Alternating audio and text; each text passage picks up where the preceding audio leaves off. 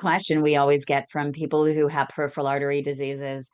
What blood tests should I get? What blood tests will expose the hidden risks inside my blood? Well, that's why Dr. Dansinger is here today with lesson module number 4 of our Food for Thought book.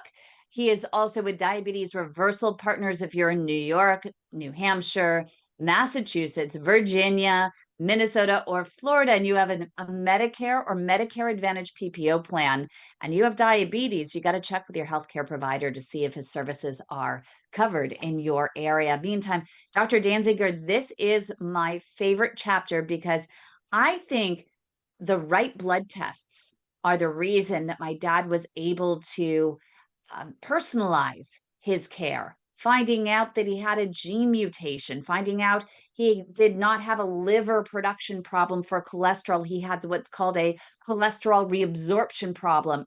And it really shaped the way his dietitian and his cardiologist worked together to improve his prognosis. And you're going to go into all of that. So I hope everyone's ready to take notes. I'm excited, Kim. It's a great topic, and that's how you and I found each other in the first We place. did. Because for many years, for over a decade, I worked for Boston Heart Diagnostics as a medical director, and this is a heart health company that focuses on these specialized diagnostic tests to uncover hidden risk. So this is a topic near and dear to my heart. Okay, this is my favorite line. This is your line. Your arteries are on fire. And now we want to find out why. I cannot see the presentation. Are Oh, it you able helps to? if I actually will share the presentation. That really does help, doesn't it? Oh my goodness. So we're starting off really well today. There you go. Now you should be able to see it. So that's the question. Are your arteries on fire? So hidden or even obvious correctable risk factors can keep fueling artery damage without you knowing it. And specialized blood testing combined with careful evaluation by a knowledgeable provider can uncover the addressable causes. These tests can be ordered by your healthcare provider and are partially covered by most medical insurance. Knowing what's setting your arteries on fire helps you and your healthcare team build a real strategy for improvement. So, there are four main uses for these specialized blood tests. So, one we just mentioned, it's uncovering obvious and hidden risk factors for ongoing cardiovascular damage. Another is for designing an optimal eating strategy based on your specific blood test results, medical issues, and food preferences. Another is for identifying appropriate treatments like the specific lifestyle recommendations, medications, or supplements tailored to your specific situation. And then also, very importantly, just for measuring the improvements resulting from those treatments. So, we're going to talk about 7 categories of blood testing, including the particles that cause artery damage, cholesterol source testing, cholesterol elimination, fatty acid balance, diabetes risk, inflammation, and genetics. For the most part, this is probably new to so many different people because, for the most part, you go into a cardiologist or you go into a vascular specialist and they say, well, your arteries are on fire. Your arteries are blocked, and just quit smoking and don't eat sugar.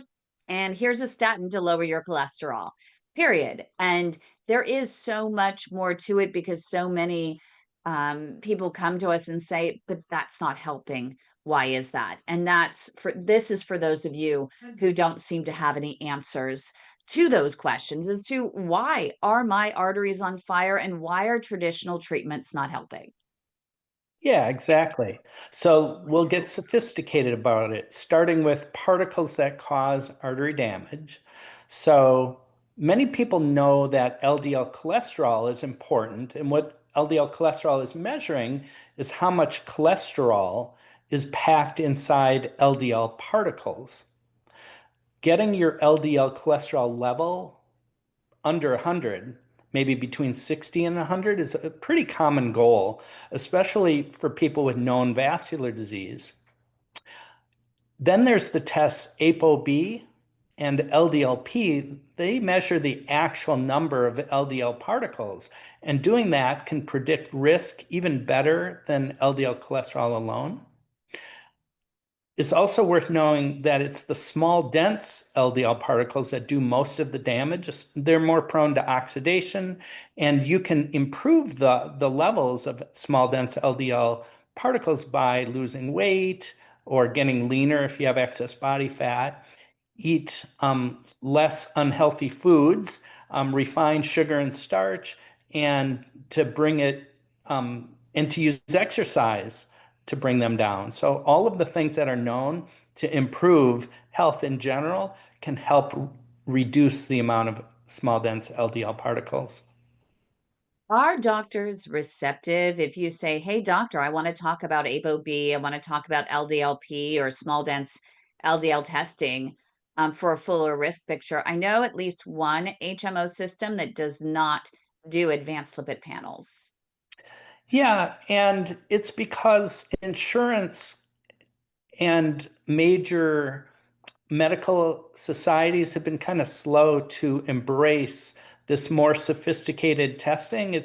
For some people, it involves an out-of-pocket expense that many Mhm. would say is well worth it, but there are a lot of sophisticated insights that can be gained by just going above and beyond, standard lipid profile and just the lowest common denominator.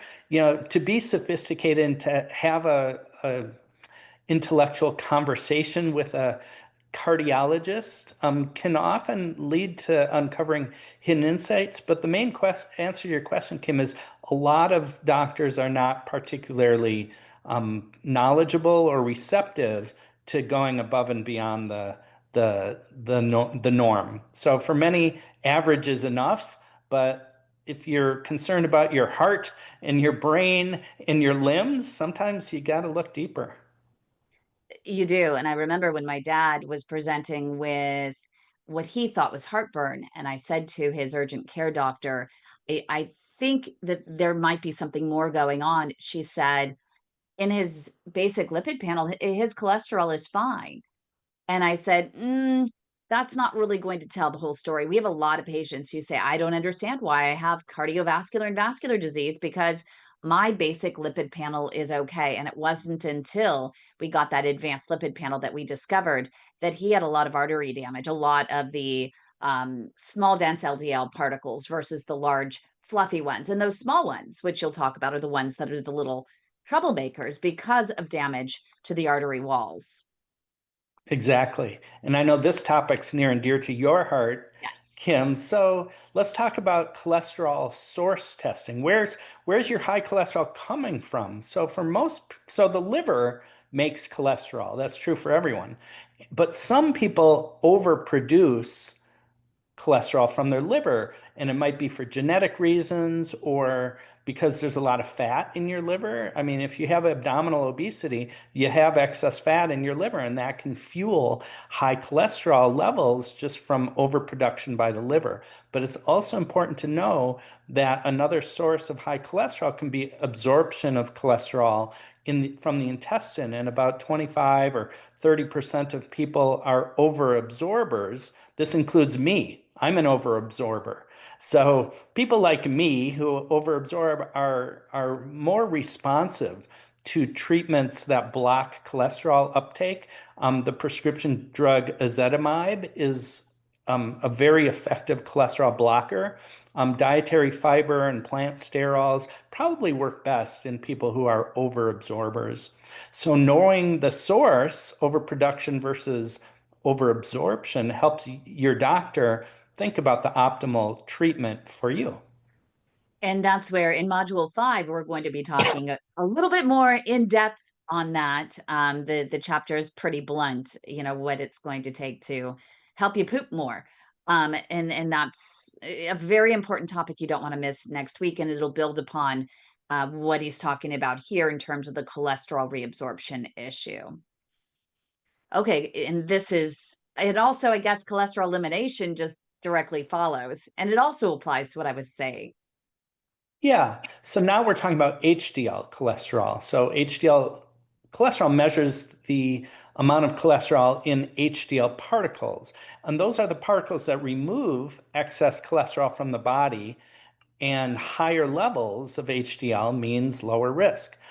You want your HDL particles to be large. It's the large HDL particles that do the heavy lifting. And it's those are impeded by refined sugar and starch or abdominal obesity or insulin resistance. That creates hormones or enzymes, rather, that help prevent the HDL particles from fully maturing. And so those immature HDL particles don't do as good of a job removing cholesterol as the large mature ones. So you by eating less refined sugar and starch, losing excess body fat, improving insulin resistance, all that can help the HDL particles. And there's ways to measure how good your HDL particles are working. And one of my favorites is called the HDL map, offered exclusively from my former employer, Boston Heart Diagnostics. And that measures the large HDL particles directly. And the HDL map is very sensitive to measuring improvements that result from healthy lifestyle changes. The worst thing you can do for your HDL cholesterol is smoke. So if you smoke, it's just one of 100 reasons to quit. But cigarettes impair the effectiveness of HDL particles. Fatty acid balance testing. So, saturated fat in the blood comes from abdominal fat and also from dietary saturated fat. And unfortunately, saturated fat stiffens arteries and tracks with higher vascular disease risk. In contrast, unsaturated fats in the blood reflect what you eat, and you want your unsaturated fats in the blood to be high. And you want to get those from whole food dietary sources. Olives, nuts, seeds, avocados, fish, and shellfish are some of the best sources of healthy unsaturated fats.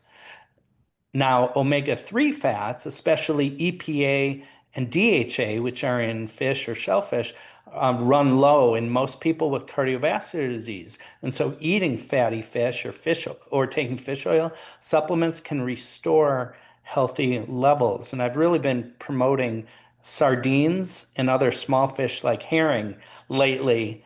And I think it's even healthier than one of my other favorites, which is wild salmon. So anytime you're eating fish, wild fish, including sardines, that's a win. Gosh, it's going to take a lot for me to get to the sardines.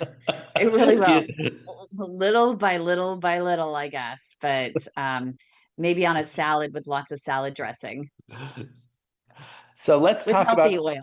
yeah, let's talk about diabetes. So, um, the lifetime risk of diabetes is high. And if you think about people over age 65, a quarter of them have diabetes, plus another 50% have prediabetes.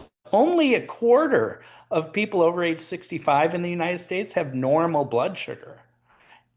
Hemoglobin A1C is a blood test that gives the average blood sugar over the past 2 to 3 months. Think about it as telling how sugar coated your blood is. And I'm also a fan of insulin testing, which can help reveal risk of diabetes even earlier. So Boston Heart has a test called the prediabetes assessment test that predicts the 10-year risk of diabetes with 92% accuracy. And it uses a combination of blood tests and clinical factors. So you could ask your doctor about specialized tests for future diabetes risk, along with the other tests that we're talking about. There are so many foods that are good for um, diabetes and keeping insulin levels and blood sugar low. So here's some of our favorites: avocados, nuts, fish, poultry breast, egg whites, mushrooms, spinach, broccoli, berries, low-fat Greek yogurt. The list goes on and on. These are some very favorites, though. Let's talk about inflammation. We've talked about this many times before, but just as a reminder, sometimes we talk about fire in the arteries, and really I'm talking largely about inflammation. And so there are specific blood tests that can measure different aspects of inflammation in the blood. So the most common one is called C-reactive protein, also known as CRP. It goes up in artery disease, also with infection or illness. So as long as there's not an infection or an illness going on, a high level of CRP usually reflects ongoing artery damage. Another type of blood test for inflammation is called MPO, and that measures hot plaque. So if you're at high short-term risk, like in the next 6 months, for example, of a cardiovascular event, the MPO might signal that. And then my favorite is called Lp(a)2, also known as the plaque test. And that's an inflammatory marker that's more specific to cholesterol plaque in the artery walls. And so you can have a conversation with your doctor about inflammatory markers like CRP, MPO, and Lp(a)2 to see if any of those are appropriate for your situation. And I know the LPPLA2, it cost us $180, I think it was, out of pocket to get that. The insurance did not cover it for my dad at least. So I'm not sure. You do have to check with your insurance company when you ask your doctor to order these, or you might get a bill. So just make sure. But I like this one as well because it's, the CRP is overall your systemic um inflammation, but that is specific to the arteries. And that made a big difference for my dad because once we were able to figure out exactly what was damaging, lighting his arteries on fire, the LPPLA2 went back to normal levels. And that was incredible. And we knew we were doing the right things.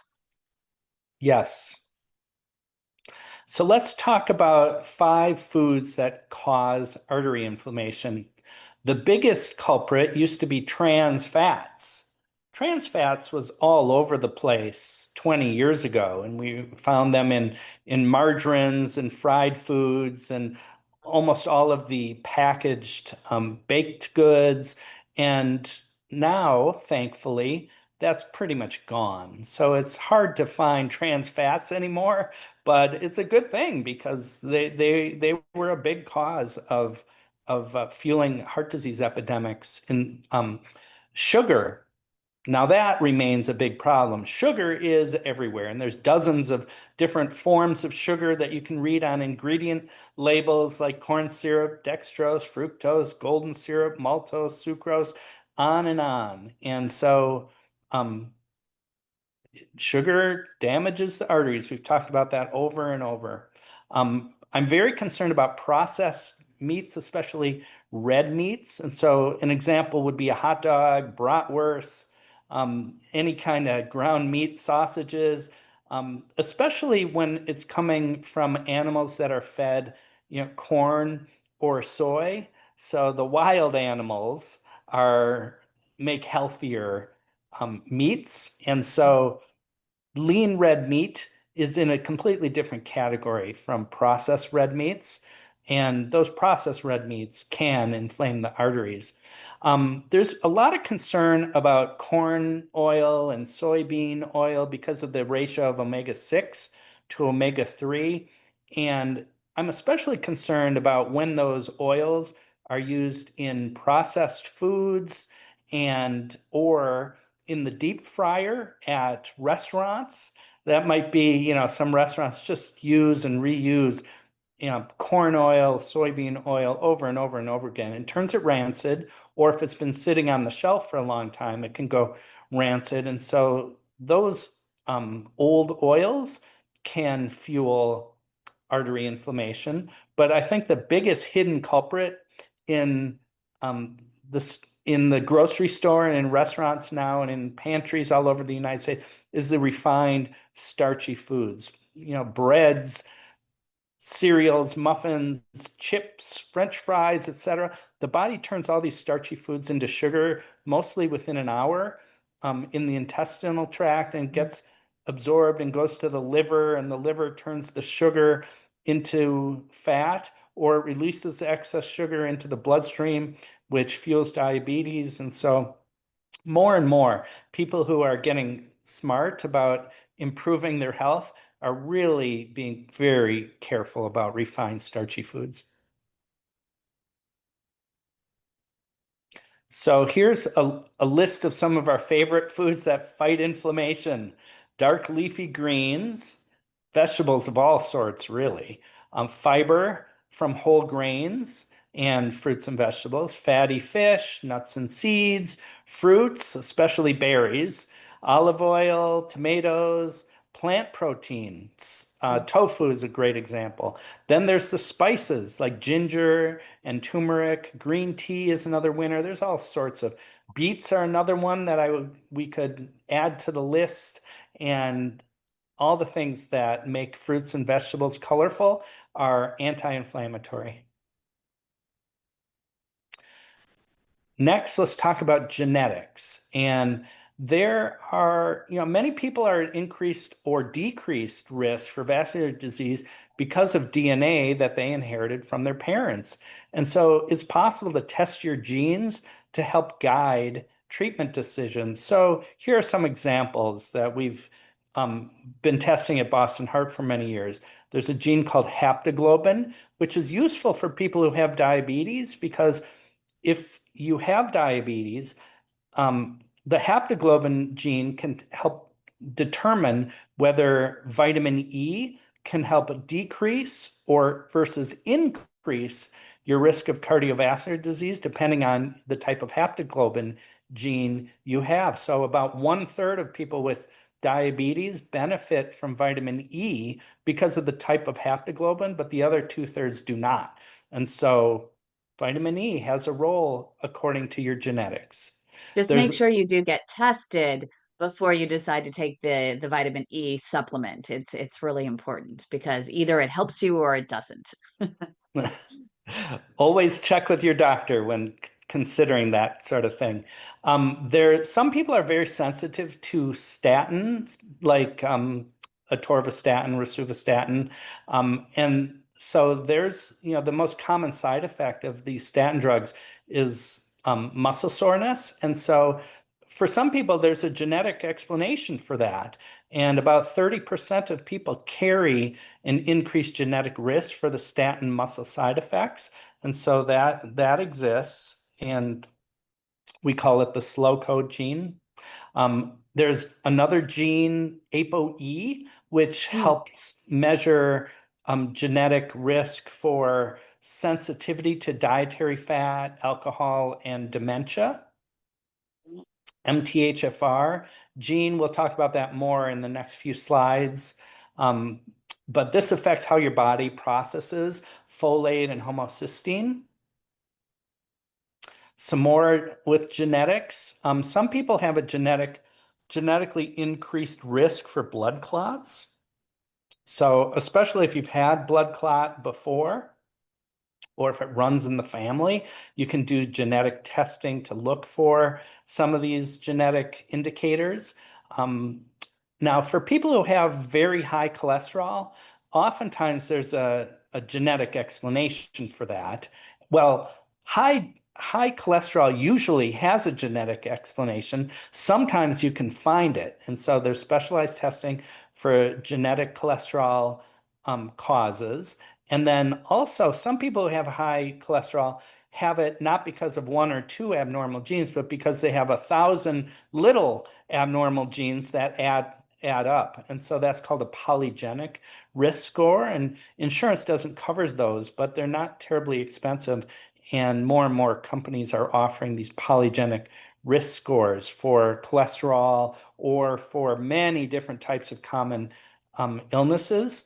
And many of these conditions that have a genetic components are also benefited by lifestyle changes. For example, Alzheimer's definitely has a genetic component, but most of the risk for Alzheimer's is in your own hands, and the lifestyle factors, especially in middle age, can affect your brain health lifelong. And then bacterial DNA is your microbiome. And so understanding the healthiness of your intestinal bacteria is another test that can be done. And you can influence the healthiness of your intestinal bacteria because of the way you eat. They eat what you eat. Okay, So, so the blood work checklist. Love this. yeah, is what we just covered. So we talked about particles that cause artery damage, cholesterol source testing, cholesterol elimination, fatty acid balance, diabetes risk, inflammation, and genetics can all affect the strategies that you and your healthcare team use to minimize your risk of artery problems. And the thing is, though, you have to be prepared for your doctor to say, well, I don't know why we need all that. I'm going to treat you the same anyway. I'm going to go by just what the guidelines say, and this isn't included in it. You have to be prepared to say, okay, well, that's great. I'm going to get a second opinion to find someone who does advanced blood work. And there are functional medicine practitioners that also perform this type of blood work. You can also go to Boston Heart Diagnostics website, and they do have the ability to let you know what doctors in your area are performing their blood work as well, such as what I had for my dad and my mom. Each of them got that done. So, before our bonus segment, here's our summary and conclusions. Specialized blood testing is like a report card for many potential causes of ongoing artery damage. You can't manage what you don't measure. Your results can be turned into a personalized plan, a nutrition and lifestyle prescription built around your own numbers. Much of this blood work is partially covered, but usually not totally covered by most medical insurance. So it's worth asking about coverage up front.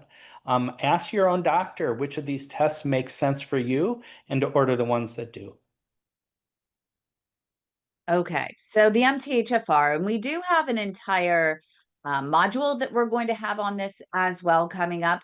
I was debating whether to do that, but we're finding more and more people who do have this and don't know it. And it seems like it would be an easy fix, something that's in your own hands, at least in your control with what you eat and the supplements you take. So I think it's a very important segment to have the grander discussion, but we'll just at least give people a good idea of the MTHFR and get them excited about the grander look inside.